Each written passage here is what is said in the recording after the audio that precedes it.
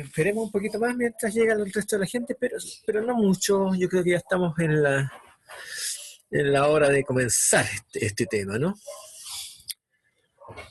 Vamos a ver dos cosas hoy día.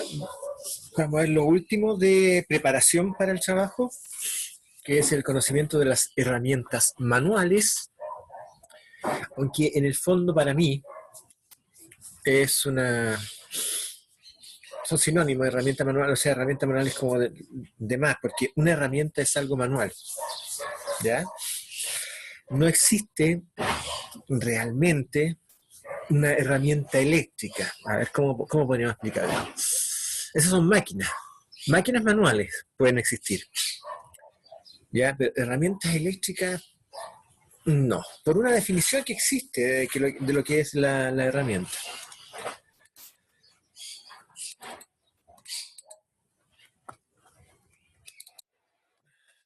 ¿Va? No me quedo.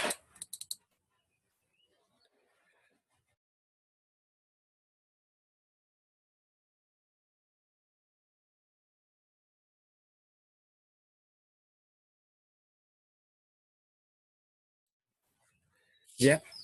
Entonces, ¿cuál sería la imagen, la definición que tenemos nosotros de herramienta? Fíjese, la frase es muy simple. Una herramienta es un multiplicador de esfuerzo. ¿Ya? Por lo tanto, una herramienta tiene que usarse con la fuerza de la mano, o la fuerza, bueno, del pie, de lo que sea, pero es para multiplicar la fuerza que nosotros estamos ejerciendo. Por lo tanto, cuando lo que está ejerciendo la fuerza es la energía eléctrica, a través de un motor, la energía neumática de las máquinas, no es una herramienta. Entonces, cuando nosotros entendemos ese tema, nos damos cuenta de la diferencia clara. Cualquier herramienta que nosotros vayamos a usar es una herramienta que vamos a usar con nuestras manos y que multiplica lo que nosotros podemos hacer. Es muy simple. Nosotros podemos apretar un tornillo con la mano, claro, nos va a doler hasta cierto punto en donde ya no vamos a poder ejercerlo, pero sí podemos hacerlo con un destornillador. ¿Ya? Podemos apretar un alambre para doblarlo con fuerza, claro, pero no tenemos tanta fuerza, entonces usamos un alicate. ¿Podemos enterrar un clavo en la madera con la mano? Sí, podríamos hasta cierto punto, ¿no es cierto? Donde ya empieza a ejercer mucha fuerza de rechazo a la madera, entonces ya nos va a doler la mano. Por lo tanto, usamos un martillo. Entonces, todos esos elementos que al parecer no tienen ninguna otra diferenciación, son herramientas. Dice, por ejemplo, también que hay alguien que tiene el micrófono encendido, a ver quién es.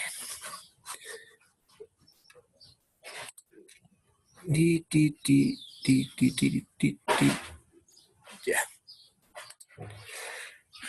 Ya, fíjense que hay una diferenciación también entre herramienta e instrumento.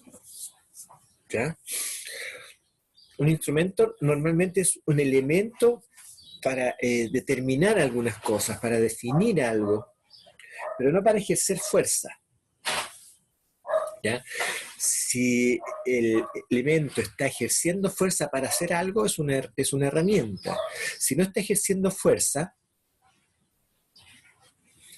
es un instrumento. En ese sentido, por ejemplo, un martillo es una herramienta, un alicate es una herramienta, un flexógrafo, o flexómetro, como lo llaman algunas personas, flexómetro en realidad, una wincha de medir, es un instrumento. Yo no uso fuerza para utilizarlo, ¿ya? No está multiplicando mi fuerza, se está determinando algunos elementos. ¿Ya? Un lápiz es un instrumento, no es una herramienta, no está multiplicando mi fuerza. Entonces, vamos en ese sentido determinando cuál es el tema. Veamos cómo podemos verlo nosotros en una manera más clara. Aquí está. Vamos a compartir esto. Está un poco lento mi computador, no sé por qué razón, pero ya llegué. Ya. Una presentación.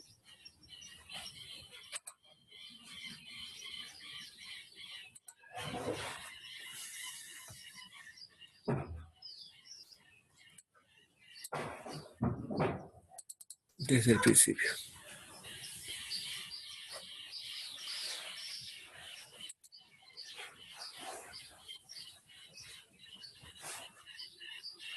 Ya vamos a partir a ver si carga esto.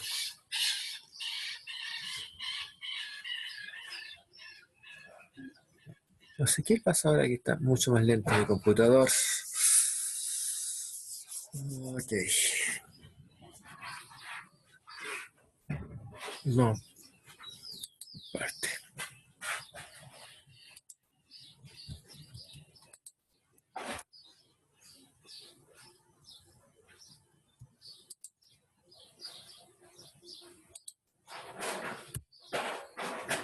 A ver.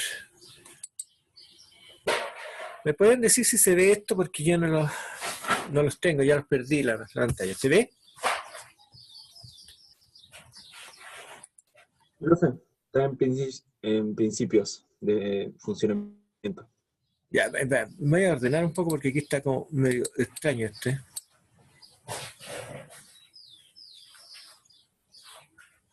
Ya, entonces desde el principio se ve. Herramientas. No, hay algo que no está bien aquí, a ver, espera.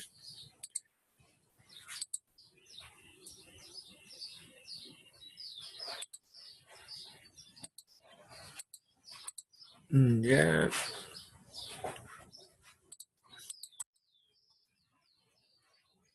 De nuevo, voy a partir de nuevo, porque algo me pasa con esta cuestión que no está funcionando como yo quiero. Compartir. Ok, desde el principio.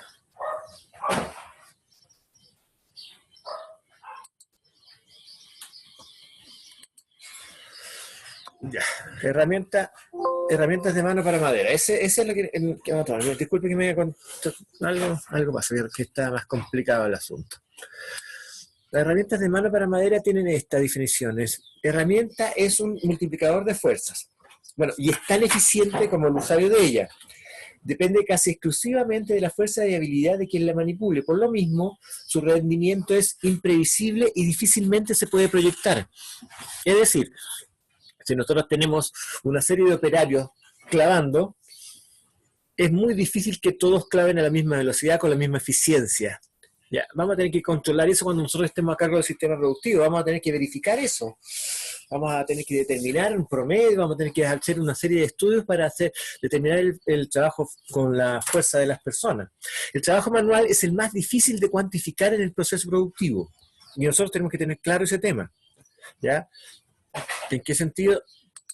En el sentido de que no podemos asegurar rendimientos a priori simplemente porque pensemos que haya alguna manera metodológica de realizar el trabajo. Atornillar, taladrar a mano, o sea, taladrar con berbiquí, hacer perforaciones, clavar, todas esas actividades que se realizan manualmente son más difíciles de evaluar y de poder proyectar. Pero sin embargo, tenemos que tener claro que es una serie enorme de trabajos dentro de la organización que se realizan manualmente. ¿Ya? Por ejemplo, partamos con este primero, el alicate. El alicate es un elemento que sirve para apretar. Así de simple, no sirve para nada más. ¿Por qué digo que no sirve para nada más? Porque nosotros podemos usar el alicate no solamente para apretar, sino para cortar, para elementos. Pero todas estas actividades de cortar cables, por ejemplo, con una serie de piezas, tiene que ver con el apriete simplemente. Y el apriete está en función de este elemento. Al principio de funcionamiento del alicate está basado en la palanca, ya que su mango es mucho más largo que las pinzas de apriete. Multiplica la fuerza del usuario, por lo tanto esa palanca, tanto por esta palanca como por la posibilidad de ejercer más fuerza sin herir la mano. Y ese es otro elemento. Mientras más ergonómico sea el mango de esta herramienta, menos vamos a sentir molestia cuando estemos haciendo la fuerza. Entonces, más fuerza podemos ejercer. Fíjense, ustedes, que evitan o limitan ejercer la fuerza, ejercer algunas cosas, algunos elementos de fuerza, simplemente porque están sintiendo molestia o dolor en algo. ¿Ya?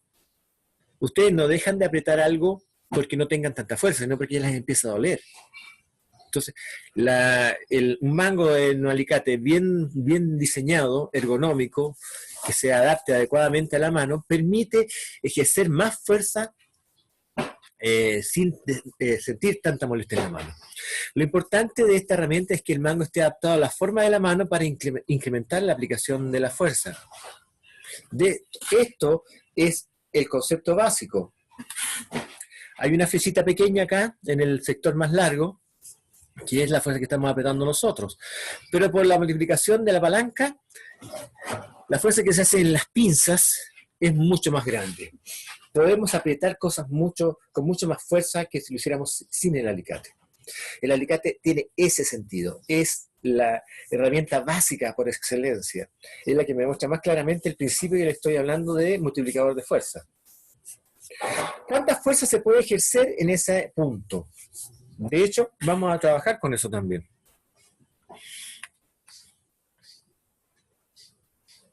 A ver, primero, en el uso del alicate, la herramienta ha de ajustarse a la tarea y las características individuales. Hay que elegir herramientas que se puedan agarrar confortablemente. Para ello, el mango ha de ser cómodo. Un buen mango protege la mano del contacto con la superficie de la herramienta. Hay que evitar los mangos cortos que acaban en la palma de la mano. Ojalá que el alicate, el mango atraviese la mano, podamos tomarlo en su totalidad y no queden pedacitos más pequeños, alicates chiquititos, como los corta uñas, por ejemplo. Intentar no utilizar la herramienta con las muñecas dobladas, siempre en forma recta. Si doblamos la muñeca, la fuerza que estamos haciendo va a ser incorrecta, va a ser más cansadora. Bueno, dar descanso a la mano de vez en cuando durante el día, y esta es la herramienta ideal, puede terminar produciendo lesiones si se usa repetidamente. Cuando no se utiliza hay que dejar la herramienta a un lado, eso es muy claro. Una sola herramienta no puede hacerlo todo. En ocasiones es necesario usar varias en función de la altura del trabajo. Si se utiliza una herramienta para realizar un trabajo para lo cual no fue diseñada, el esfuerzo será mucho mayor. Por ejemplo, si nosotros queremos clavar un clavito con el alicate, nos va a costar más que hacerlo con un martillo. Hay mucha gente que hace eso aprovechando que estamos aquí, ya le damos con el alicate a un pequeño clavito, a una punta de fierro para madera. Sin embargo, eso no es la mejor opción, definitivamente.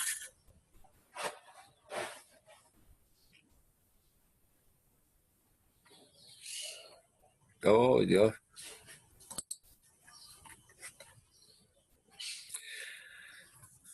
Las herramientas con la empuñadura doblada son mejores que las que tienen la empuñadura recta cuando la fuerza ejercida se aplica horizontalmente, en la misma dirección del brazo. ¿Ya? Cuando está, por ejemplo, así, estamos apretando en vez de estar así apretando. La empuñadura recta, empuñadura curvada. Las herramientas con la empuñadura recta son mejores que las que tienen la empuñadura curvada cuando la fuerza ejercida se aplica verticalmente. Empuñadura recta, empuñadura curvada. Selecciona una herramienta que puede utilizarse bien con la mano dominante. De hecho, hay herramientas que están hechas para zurdo. El alicate es ambidiestro, pero hay herramientas que están hechas para zurdo. Ustedes ven aquí en el dibujo, en la foto, un alicate con las pinzas curvadas, con los mangos curvados. Y eso es más cómodo cuando estamos ejerciendo algún tipo de fuerza. Ya no es lo más común son alicates de este tipo, que son rectos, pero que en algún momento podrían obligar a torcer la muñeca. Siempre traten de apretar con la muñeca recta, no haciendo un esfuerzo doblando la muñeca. Eso está mucho más que claro.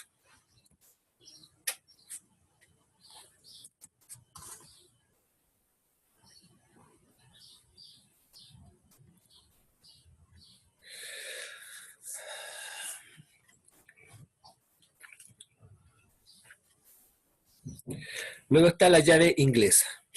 También es conocida esta llave inglesa. También es una llave de apriete. Nosotros hacemos fuerza para doblar aprovechando la palanca que hacemos con el mango de la herramienta. A ver, lo que hacemos nosotros es apretar con un hilo que está ubicado en este sector. un hilo que aprieta y ajusta. El movimiento de apriete a través del hilo hace que la idea, o sea, que la pieza trate de abrir la palanca, el mandril de la herramienta, pero como el movimiento de apriete lo hemos hecho en forma perpendicular, es muy difícil que se abra. Entonces nosotros llegamos, apretamos, el hilo mantiene la pieza apretada y nosotros ejercemos la palanca con la mano, con el mango de la herramienta. De esta manera, nuestra fuerza se está transmitiendo directamente como torque hacia normalmente una tuerca o un perno que estamos apretando, ¿ya? Entonces, este movimiento es el que nosotros vamos a ejercer con la herramienta. El principio de funcionamiento está basado en el torque y en el vernier. Al transformar el movimiento circular de torque en paso de avance, en una relación de más o menos 10:1. Multiplica la fuerza del usuario, dado que una vuelta de tornillo es equivalente a un paso de cremallera. Este mismo encuentro de tornillo a cremallera facilita el bloqueo de la herramienta. La cremallera se debe mover de arriba a abajo, pero el tornillo solo puede moverse circularmente en forma perpendicular a la cremallera. De esta manera logramos mantener el apriete, mantener la pieza, ¿cómo se llama? Las mandíbulas de la llave en su posición normal. El mango no es crítico en esta herramienta, de manera que no se requiere que sea ergonómico. Nosotros ejercemos fuerza directa con eso, con la llave inglesa, ¿ya? Ejerciendo siempre la palanca de torque. Para avanzar un paso de la cremallera, en este caso, un paso de esta cremallera, es necesario que el tornillo dé una vuelta completa, mediante el mismo principio de la polea que transforma un gran movimiento con poca fuerza en un pequeño movimiento con mucha fuerza. ¿Ya? Este gran movimiento se transforma en un pequeño movimiento de apriete. Entonces, todo el esfuerzo que hacemos nosotros para mover se transforma en una pequeña fuerza en las mandíbulas de la llave. Lo mismo ocurre con el caimán. El caimán es un alicate de presión. Es una herramienta que también aprieta, pero aprieta de una manera más clara. Fíjense, nosotros en un momento dado, como seres humanos, como personas, podemos ejercer una gran fuerza, ¿ya? Pero puntual, dinámica, en un solo momento, no de una manera constante. Por lo tanto, lo que nosotros hacemos es apretar este tornillo, este perno que está acá, apretarlo, hasta que se ajuste un poquito más allá del tamaño real de la forma que vamos a apretar, ¿ya? Entonces, hacemos un gran esfuerzo que permite que este sistema se trabe con mucha fuerza, con esa gran fuerza que ejercemos una vez, que se mantenga sujeta por la herramienta. Entonces, nosotros tenemos esto claro. Podemos ejercer de una sola vez una gran cantidad de fuerza, pero esa fuerza se queda sujeta por el sistema de enclave del alicate de presión. El principio del funcionamiento. En este caso, la premisa es que en un momento dado el usuario es capaz de desarrollar un gran golpe de fuerza, el cual es bloqueado por la traba de la herramienta. Aunque no se observe claramente, es totalmente dependiente de la fuerza del usuario, ya que la regulación de la traba puede o no ser superada por realizando la sujeción. Permite entonces mantener durante mucho tiempo ese golpe de fuerza del usuario que de otra manera no sería capaz de mantenerlo. El mango debe facilitar la aplicación de la fuerza adaptándose a la mano, aunque no al punto de evitar el cansancio como en el alicate, ya que no se mantiene durante mucho tiempo. Ya tenemos que ser capaces de apretar claramente. No es necesario que sea tan ergonómico, porque el apriete lo hacemos de una sola vez. Hacemos solamente un gran golpe de apriete con la mano. Y se mantiene por el sistema de traba de la herramienta. Ahora, lo único que tenemos que cuidar no es que el mango no tenga aristas, filos ni piezas de esa manera, porque ahí sí que nos molestaría. Pero no necesita ningún otro elemento más el caimán para poder trabajar. De esta manera nosotros tenemos la gran posibilidad de ejercer gran fuerza. Es una herramienta muy inteligente, entre paréntesis, el caimán.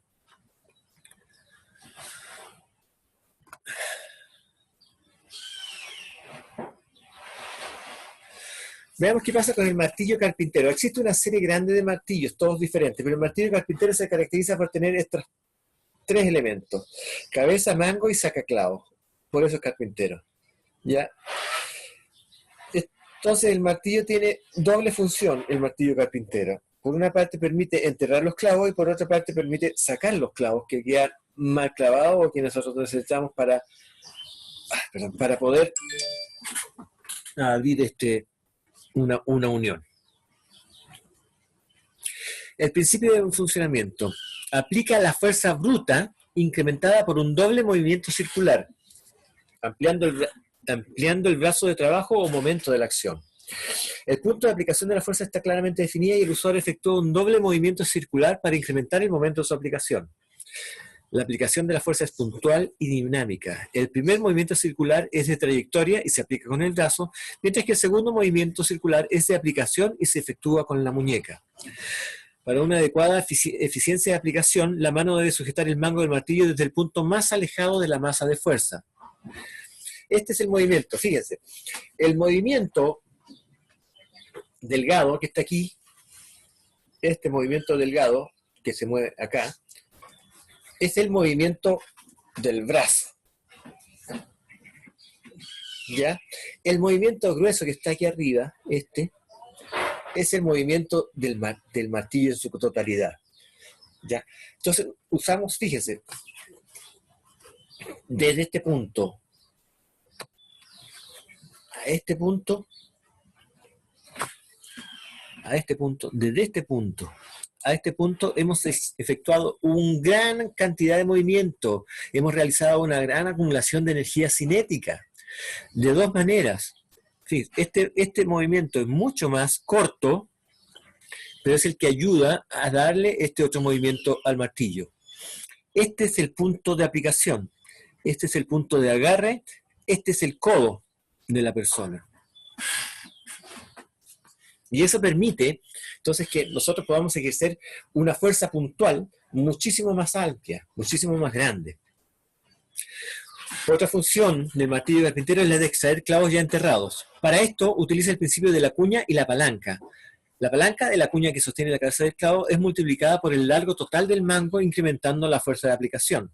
De esta forma, nosotros tiramos desde el punto más alejado del mango hacia atrás, en esta fuerza que está demarcada acá, y hace que se provoque una gran fuerza acá. Esto es una fuerza por esta distancia, y esta misma fuerza se disminuye en esta distancia. Por lo tanto, se transmite una fuerza muchísimo más grande, capaz de sacar un clavo enterrado. Estos dos principios también nos explican claramente el esquema de multiplicación de fuerza que tiene esta herramienta. Vamos al destornillador. El destornillador tiene estos elementos: el mango, el ferrule, la punta y el vástago. El vástago es el que contribuye a ejercer la fuerza en términos generales, y la punta del destornillador es la que determina qué clase de tornillo voy a poder atornillar o destornillar. Hay gente que lo llama atornillador, otros lo llaman destornillador, el concepto da lo mismo. ¿Ya? ¿Cómo funciona esto? Aplica la fuerza de torque generando un movimiento rotatorio que incrusta los hilos del tornillo o perno en el material. ¿Ya? En este caso, la fuerza aplicada no es necesariamente muy grande, dado que el principio de funcionamiento de los pernos o tornillos se basa en la resistencia perpendicular a la fuerza de extracción del mismo. Es decir, la resistencia de agarre de un perno o tornillo se mide jalándolo en forma perpendicular al giro de sus hilos. Nosotros atornillamos en este sentido y cada vuelta va enterrándose en el material o va penetrando en el hilo, en el caso de los pernos. Un tornillo es aquel elemento que se hace su propio hilo en el material. Un perno es un elemento que utiliza un hilo existente en el material, por ejemplo en una tuerca. ¿Ya? Entonces, los pernos necesitan hilo hecho como tuerca y los tornillos se fabrican su propio hilo en el material. ¿Ya? Entonces, fíjense, esta pequeña fuerza que nosotros hacemos girar hace que el tornillo o el perno penetre girando. Pequeñas fuerzas. Entonces, cuando hacen pequeñas fuerzas para girar, llega un momento en que hay muchos hilos sujetando el perno, de manera que la extracción es muy difícil, y eso hace, en términos bastante generales, que la fuerza que nosotros aplicamos se multiplique varias veces dentro del material para poder ejercer la sujeción. Por lo tanto, al principio entonces es más simple. No necesitamos mucha fuerza, en términos bien generales, digamos, para poder utilizar este sistema. Las variantes de destornillador se basan en las puntas del mismo correspondientes a las distintas cabezas de tornillo. Aquí están las distintas cabezas de tornillo del destornillador, ¿ya? El tornillador de paleta, como se llama aquí, el tornillador Phillips básico, ya, el Pocket Phillips, el Estrella Torx, aquí se llama Estrella, el destornillador de seguridad, el hexágono, que se usa en muchas herramientas de gran fuerza, sobre todo en la gran maquinaria. Estos dos principales de acá son los más usados, ¿ya? Este otro tiene la gran ventaja de que por su construcción limita el daño que se le puede hacer a la forma, por lo tanto podemos aplicar mayores fuerzas. Sin embargo, no es muy usado. Este transmite una fuerza bastante más pareja, más sólida, sin desgastar ni romper. Este, como dice su nombre, es de seguridad y no cualquier herramienta puede abrirla. Entonces necesitamos herramientas especiales, ¿ya? Vamos al serrucho de mano, finalmente, que es el más usado dentro de este elemento. Tiene estas características, tiene una empuñadura ergonómica, tiene una hoja, y la hoja se compone de la punta, que es la entrada, y el lomo. Normalmente la punta es mucho más delgada, mucho más pequeña que el resto de la hoja, específicamente porque no se hace mayor fuerza en ese sentido. ¿Cuál es el principio de funcionamiento? El serrucho funciona por medio de corte de desbaste, rompiendo o separando las fibras de la madera. El corte de la fibra de madera se realiza cuando se trabaja en forma perpendicular a ella. ¿Ya? Nosotros cuando tenemos la fibra de esta madera acá y cortamos así, ese es el corte, ¿ya?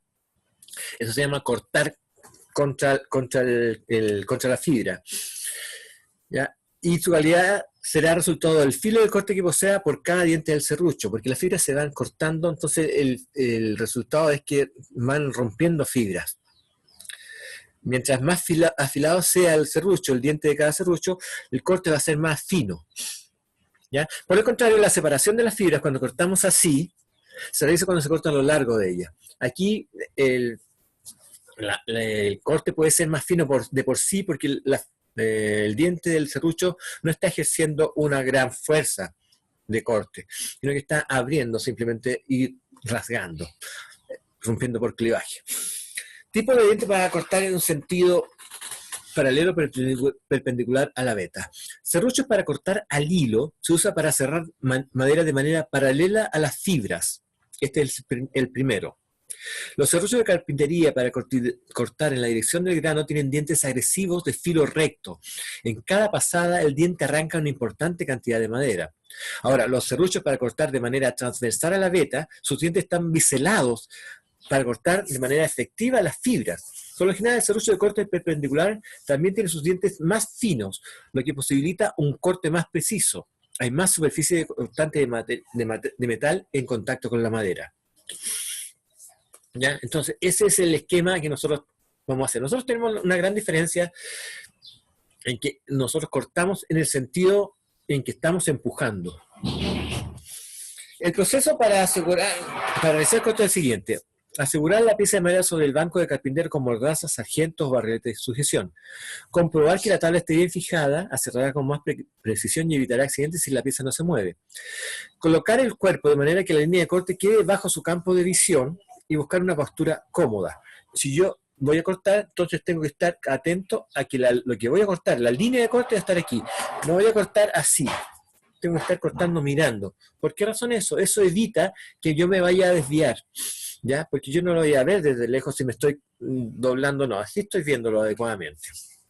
Y luego estar cómodo para ejercer una fuerza. Yo voy a ejercer una fuerza de tipo casi circular, aunque es más bien como una elipse, es un movimiento más bien elíptico.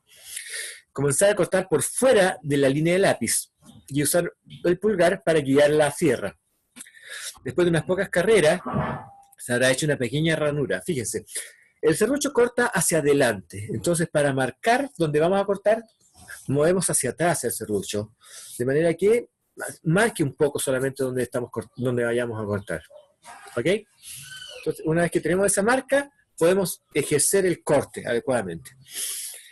Después de unas pocas carreras, como dije, se habrá hecho una pequeña ranura en la madera. Continuar el corte manteniendo la hoja de serrucho bien perpendicular a la tabla.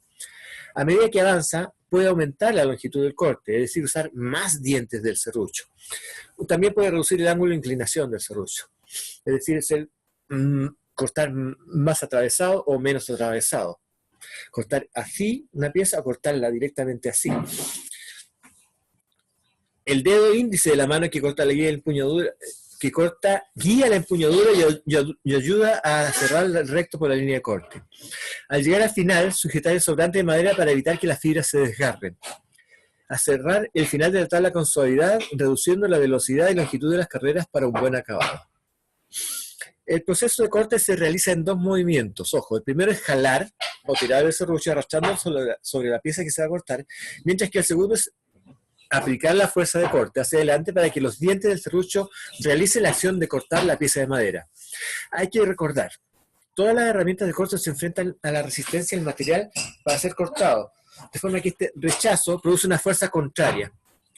Ya, cuando nosotros empujamos para cortar, la madera trata de evitar que se corte. Por lo tanto, puede provocar un cierto esfuerzo de más. Si no nos sujetamos adecuadamente, este serrucho va a moverse, va a cambiar de posición y va a romper en cualquier lado. Hay que tener mucho cuidado al aserruchar eso. Existe una variante de serrucho que evita muchos casos de esta situación, ya que actúa de manera inversa.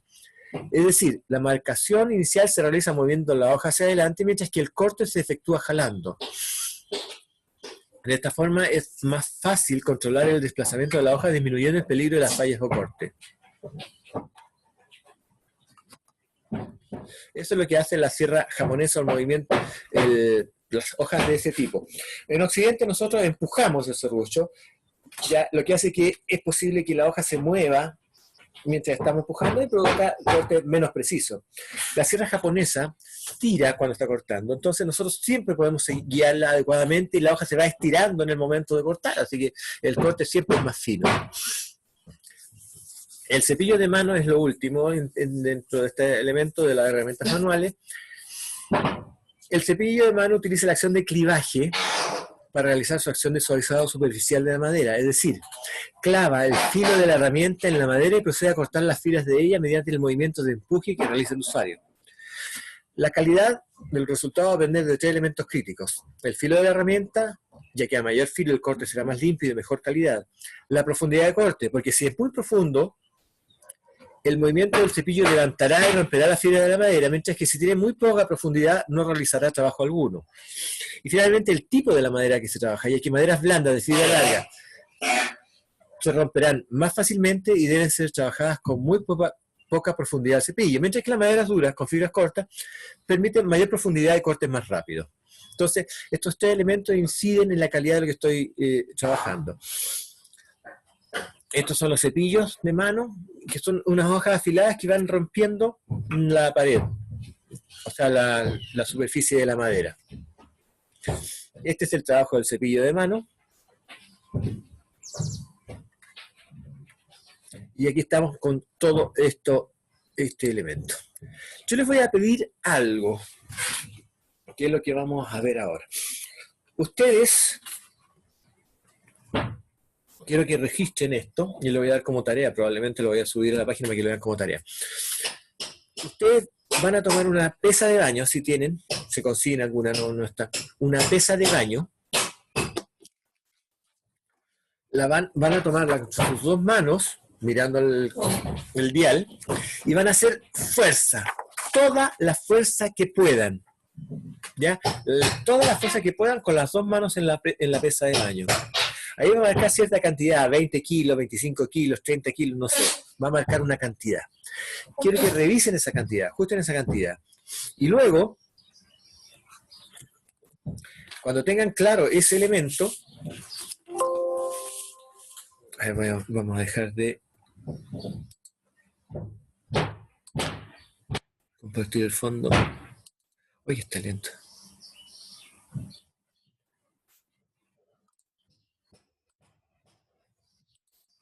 Cuando tengan claro, van a hacer esto. Por ejemplo, yo marqué 30 kilogramos y luego tengo mi alicate,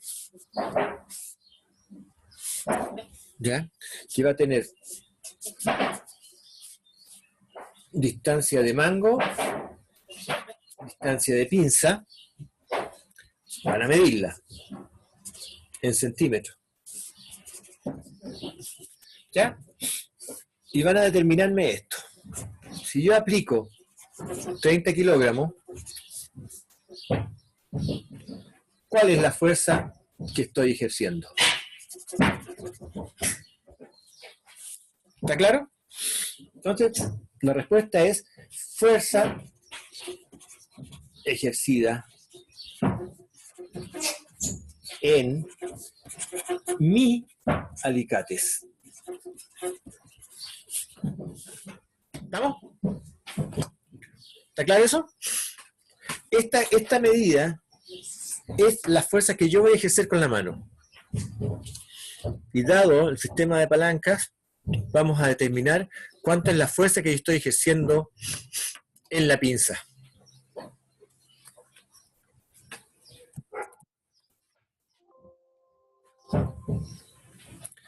¿Estamos claros con eso?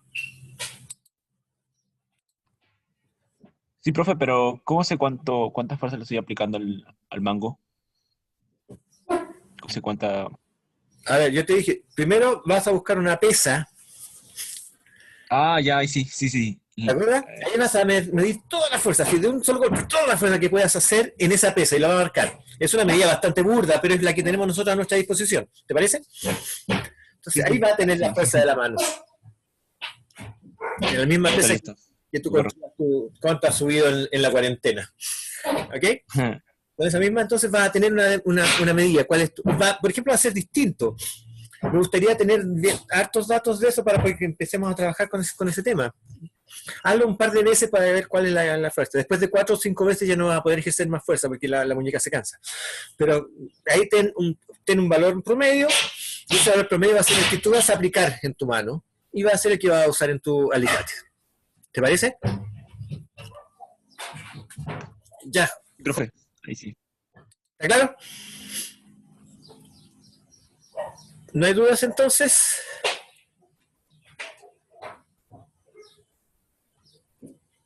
Supongo. Ya, Agustín, gracias. Nadie que conteste. Ya. Joven, entonces, lo dejamos hasta aquí por el momento. Nos vamos a ver en la próxima reunión donde ya vamos a empezar a hablar de madera y del trabajo y lo que vamos a hacer. ¿Estamos? Ok, cuídense, nos estamos viendo. Chao, profe. Gracias. Aranzazu. Aranzazu. Chao, chao, profe. Ya que estén bien. Chao, nos vemos.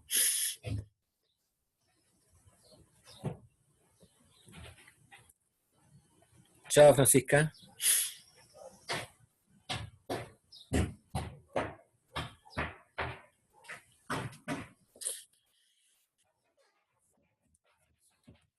Chao, Javier. Chao, Marcelo.